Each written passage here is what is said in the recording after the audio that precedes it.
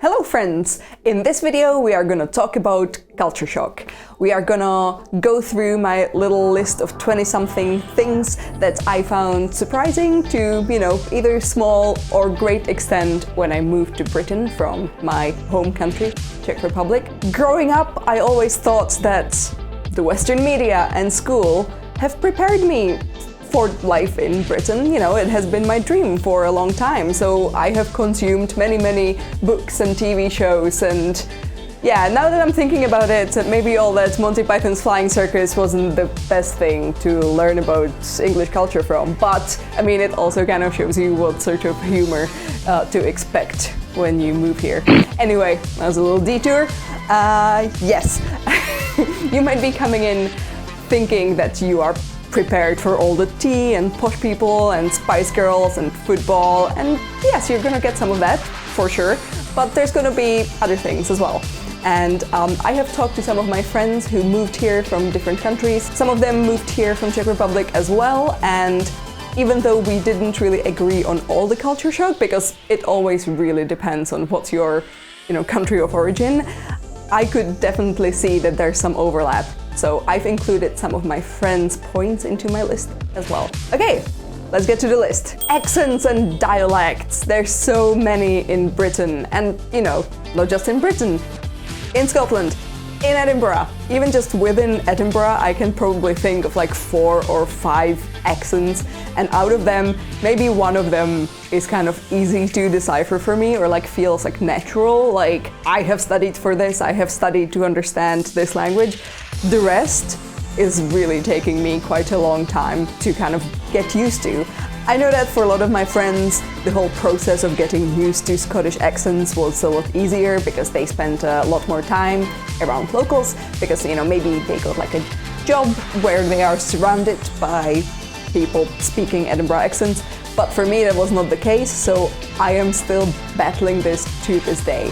I think that now I'm probably comfortable with majority of Edinburgh accents, but there will still be cabbies who will be trying to make conversation with me, and I cannot understand them. As we're kind of starting with the topic of language, let's talk about the Edinburgh and Scotland specific words. It's quite fascinating to me that because you are surrounded by people just using them in everyday language, you're gonna pick up on them, and then you're gonna go and use them with your, let's say, American friends, and they will have no idea what you're saying. To give you a couple of examples: jobby, scran, rank, fished, minging, ball bag, that's a favorite, and teddy.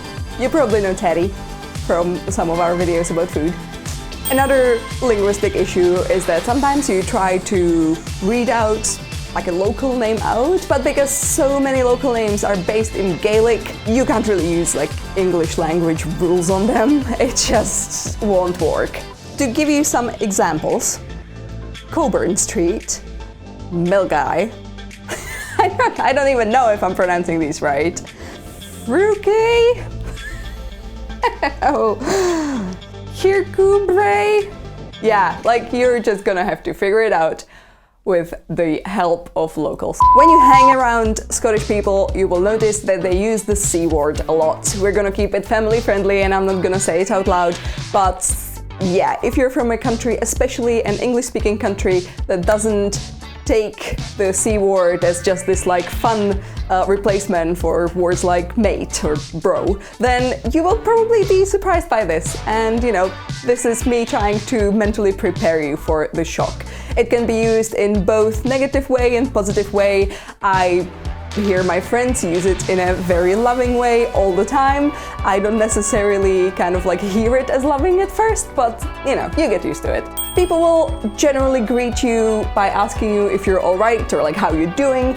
This does not mean that they are actually interested in how you're doing. They do not want to hear your daily experiences or half of your life story. It is literally just a phrase. You're just supposed to basically say sometimes just how you doing back. Sometimes you just don't answer, which seems so weird to me. And still, after 8 years, people ask me how I am doing, and I will still try to answer honestly, and I don't think they really care. Also, sometimes when you deal with people on a formal level, so it might be teacher-student or client, service provider. You will find that people generally use like an extra level of politeness, which I guess it's something to expect when you're moving to Britain. I think that everyone kind of sees Britain as a very polite, nice country, right? But then suddenly when it's applied to your everyday life, it might be surprising. Like your professor will tell you that you did a great job on a paper and then still gives you just 60%. True story. What I think is quite nice about British people in general is that they are quite respectful to your fashion choices. It doesn't really matter to them if you're wearing your pajama bottoms to the supermarket or if you're wearing some sort of glamorous sequin on sequin to the cinema. It's not really worth a double take to them, and I find that really relaxing. It means that I can really kind of let go of worrying about am I wearing too much makeup? And also, am I wearing too little makeup? It just doesn't really matter, it seems. I think that if people are judgmental, they will not let you know, which I think, if you like people honest, then you might have a problem with that. But I think if someone has a problem with me, I would rather not know. I just want to go about my day and have a good time in my sequin on sequin and full face of makeup and a wig. Now let's talk about food a tiny bit. I'm not gonna say anything about how I expected British food to be disgusting and Scottish food to be just all fried. That's not really true. I never really thought that British food would be bad, and honestly it's in many ways similar to Czech food, so that wasn't a surprise. What was a bit of a surprise to me was that there's curry everywhere. Indian curry, that is. Obviously, the whole colonialist past brought a lot of interesting cultures sort of back into Britain. So apart from the traditional British food, you will find that things like Indian curry are also treated as a very traditional part of British cuisine. And Indian curry takeaway is like the quintessential takeaway, and in my opinion, it's the best kind of takeaway. I don't think I ever really had Indian curry more than once before I moved here, and now, honestly, I wish I could have it at least once a week, but I'm trying to have it maybe once a month. It's definitely a treat meal. It's one of my favorite things. For some reason, fresh milk is crazy cheap. It's like a similar situation as with beer in Czech Republic. I think that if suddenly fresh milk got more expensive, the economy would collapse. So Edinburgh is technically a capital, but you probably know that Glasgow is the bigger city, so Glasgow has more business and more jobs and more industry. Edinburgh is more of like a political capital, and thanks to that, and thanks to not being that big, it's probably like a half size of Prague. It's a capital that feels very much like a small town. I would point out that there's just like so much physical space. When you're quite introverted, I think that it's very pleasant in Edinburgh that you're never really surrounded by that many people. There's many areas that are fairly central that unless it's like touristy season or Saturday, you will still feel like, there's like 5 meters to the next person, you have like a really huge sort of personal bubble, and it's amazing. And even Princess Street, so like compared to, let's say, Oxford Street in London or a lot of streets in Prague, Princess Street is basically like a half street, so, even though it gets busy and there's a lot of people, it only has like one row of buildings and not the other row to kind of close it off. The other side is the gardens, so it feels very airy. And obviously, there's like a volcano in the middle of the city, there's a harbor, there's a great beach, there's like little sort of woodsy hills. It just doesn't really feel like a big-ass European capital. It just feels like a small town that has everything you might need from a city. I don't think anyone should or will be surprised by Britain driving on the wrong side. But what surprised me is that, especially in Edinburgh, the drivers seem quite careful and quite chill. Like in Czech Republic, there's just so much honking and like aggressive driving, and kind of that's like, I want to be there as soon as possible, and I don't care that I'm just creating this horrible sort of traffic jam with my anger and anxiety. In Edinburgh, it doesn't really feel like it. Like, people get grumpy while driving, but you can't really see it on their driving. Also, as a pedestrian, you will notice that drivers generally respect you and your needs to cross a road a lot more than in Czech Republic, and you know, other European countries really, and that's nice. I am still quite surprised by that. I still have to wait until I see them stop, while Simon just kind of like crosses without even looking at the car. Daredevil. On the other hand, if you want to rely on public transport and you're used to a city like Prague that has amazing public transport and getting something on it is super fast and convenient and cheap, if you move to Edinburgh, you will notice that suddenly it's expensive and it's not reliable, and I just feel like unless you live on the outskirts, you will probably just give up using it altogether after a couple of years. I guess one of the problems is that the bus will only stop when someone needs to get on or off, and due to that, the timetables are basically more of a suggestion than something that you can rely on. Yeah, pubs. I never knew that pubs were such a cultural institution and such a great place to really chill. They are one of the most cozy places in Britain. There's like actual organizations that make sure that old traditional pubs don't get renovated, and that's amazing. Like, you're not just like sitting by a table, you know, sticky floors, everything smells of ale. This is more of a cozy fireplace and an old armchair and cute puppies situation. Speaking of puppies, if you move to Edinburgh, you will soon notice that the only two types of dogs that you will meet on the streets are staffies and greyhounds. And that's it. All the other ones are just like a rare gem in the wild. You might be expecting Edinburgh weather to be just bad and kind of miserable, but in fact it just changes a lot, and the winter days are really short. That's one thing that I noticed the first year I was here. In, you know, November, you will start noticing that the sun sets at like 3:30, and suddenly your body just goes into this hibernation mode and you will lose all your energy for the next 4 months. On the other hand, the summer can be quite fun because the days are so long, and the festival means that there's a lot of street food all of a sudden, which doesn't really happen outside of the festival. Your body is probably going to generate a lot more energy as well, just because there's so much more daylight. It's never really over like 22 degrees, but you will notice that once it's over 17, people will just take their tops off and manage to get sunburned within like the next 4 hours. I don't know how they do it, but good for them, I guess, for enjoying the one day of proper Scottish summer. So after having lived in multiple Edinburgh houses, I noticed that the whole double tap situation is just omnipresent. This is mostly due to like the old plumbing system, which is different from continental Europe and I guess the rest of the world. It's quite frustrating because you always have to choose between like, you know, Shackleton's expedition to the north and Mordor.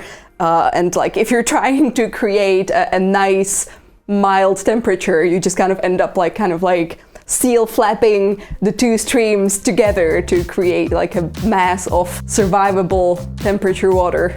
Another thing about like everyday practicalities is that you're gonna notice that Scottish money is not the same as English money, and also within Scottish money there's even different sets of banknotes because they get issued by like 2 or 3 different banks, so not every £10 note is gonna look the same, but one of them has otters on it, so that is the best one of them. If you then want to travel to England, sometimes you will have a bit of an issue, especially if you want to avoid people. If you're using one of the self-checkouts at a supermarket, sometimes it's not gonna take your Scottish banknote, but if you then like call someone, they will fix it for you. It's legal tender. And about using your Scottish money, I have noticed that the shops here close really early and they also open quite late. Basically, the standard opening hours would be from 10 to 6, which I mean, it makes sense from the sort of employer-employee point of view, but it doesn't make much sense from the actual shopper point of view. Like if a place opens at 10 and closes at 6 and I work from 9 to 5, when am I supposed to shop? I don't get it. I don't get it. Thankfully, any online shopping is very streamlined in the UK, definitely a lot better online shopping situation here than in Czech Republic. So if you move here, you probably start compensating for those like nice evening shopping trips by just spending a lot of money on Amazon and ASOS. Royal Mail. is amazing. Everyone I talked to who's not from Britain said that they were so pleasantly surprised by how much you can actually rely on Royal Mail as a service. So like back in Czech Republic, it's gonna happen to you all the time that you just sit at home waiting for your parcel and they come there. They don't even bring the parcel. They just like bringing the leaflet and you have to go and pick it up yourself anyway. Like honestly, that's the case with like 40% of all postmen in Czech Republic. If you don't appreciate Royal Mail as a British person, you definitely should. Like, it could be so much worse. Also, one thing that we agreed upon with my friends is that the British culture is very Western-centric, so it's just like its own thing with a lot of American stuff kind of added in for a bit of color. But if you talk to British people about, let's say, French cinema or Scandinavian children's books that you grew up on, they generally don't have the same experience. And that's the nice thing about living in continental Europe, because you're so closely surrounded by other kind of smallish countries with really interesting cultures. And Britain as an island doesn't really have that. But I was surprised by that. Even though it does make sense, I was surprised by how nobody knows like all those amazing French comedies from like the 60s and 70s that I grew up on. They're such like easy, fun movies to watch, and I thought all of the world knew those and that everyone knew. And I also just thought that everyone had to take all this like European literature studies in school, but it's not really the case here. So I think that's a bit of a bummer, but I am on a mission to educate Simon about all those great European things. If you have a European thing that's your favorite and you think Britons should know about it, let me know in the comments below, my fellow Europeans. You want to edit some stars in this? Sure. Let's make our last point celebratory and talk about Hogmanay, which is the Scottish New Year's celebration. In any other country that I know, New Year's is basically just 31st and then being hungover on the 1st. And that's the New Year's celebration, right? So Hogmanay basically takes about 2 or 3 days. There's a big festival in the streets, and traditionally Scots enjoy New Year's a lot more heavily than the rest of the world, including England. Actually, Scotland even like legally gets an extra day of work on the 2nd of January. So yeah, they get to drink heavily for an extra night. Alright, those were my 20-something or maybe 20, depending on how we edit this, little points about what I got surprised about when I moved into Scotland. Obviously, as always, I am super curious to see if you agree or disagree with any of them and if you have any that I forgot about. Because, again, when I talk to my friends from other parts of the world, like my friend from Latin America, with some of her culture shocks, she literally said the opposite of what I was feeling. Like, this is probably quite obvious, but coming from Latin America, she thought that British people don't really use enough physical contact when like greeting each other and such. And for me, it's the opposite. Like, when I was growing up in Czech Republic, nobody really like hugs and kisses you. So when I moved here, I kind of had to figure it out. And I would lie if I said that I have figured it out. I still kind of panic when someone comes in for the cheek kiss. I'm just like, is it 1 or 2? I don't know. Let me know in the comments below if it is 1 or 2. Okay. Okay. Thank you guys for watching this video. I really hope you enjoyed it. If you want to know more about my life here in Scotland and on my travels, please go follow me on Instagram. It is kakiblog for my photos and kakibot, just like here, for my illustration and kind of like graphic design endeavors. Also, don't forget that on my Etsy store I sell a whole bunch of Scottish themed pins. And yeah, support me and I will love you back immensely forever. Okay guys, thank you again for watching. I will see you soon.